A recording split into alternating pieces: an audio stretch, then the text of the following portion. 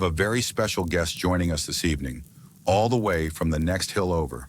When I heard that he was available, I knew that we had to have him on. Welcome, thank you for coming on my show. Appreciate the invitation. You're a hard one to track down, Mr. Shevik. Perhaps that's because I spent so much time working in the underground. No puns, please. I won't have them on my show. Mr. Shevik has been busy promoting his new book, The Tunneler's Manifesto, A Mole's Guide to Burrowing for a Brighter Future. It seems you've made it your life's mission to unearth injustice. Isn't that right?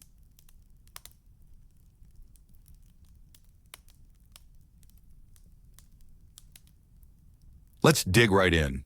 You're here to defend Marxism. How would you sell the idea to the masses? Go. In plain terms, I'd like to tell people that Marxism is about fairness and empowerment.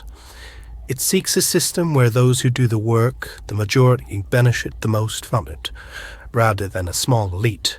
It puts ownership and decision-making in the hands of communities and workers rather than letting corporations and capital dictate everything.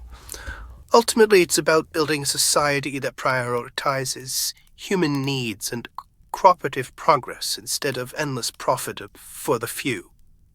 Some would argue that Marxism is what led to the horrors of the Soviet Union, Stalin, the gulags, mass starvation. How would you respond to that? It's important to acknowledge those tragic events, but it's equally crucial to separate Marx's core ideas from how they were applied or misapplied in specific historical contexts.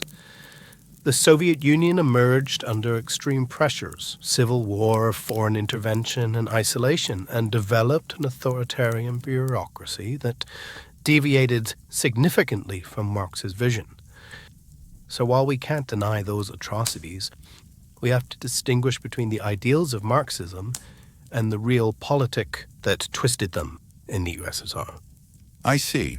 And what are Marx's core ideals? Marx's main ideas revolve around the notion that society's progress is driven by class struggle between those who own the means of production and those who work for them. He argues that capitalism exploits workers who create all the value but reap fewer benefits.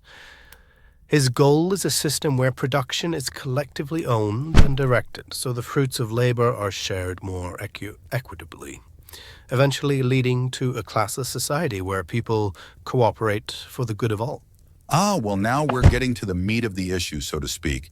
How does capitalism exploit workers? The exploitation lies in the fact that workers create more value through their labor than what they receive in wages. This excess or surplus value is pocketed by the owners. Workers have little say over their work conditions, their hours, or the fruits of their labor, all while the capitalist class profits disproportionately from it. Can you prove that workers create more value through their labor than what they receive in wages? A capitalist economist might say that it's not true, that workers receive their fair share.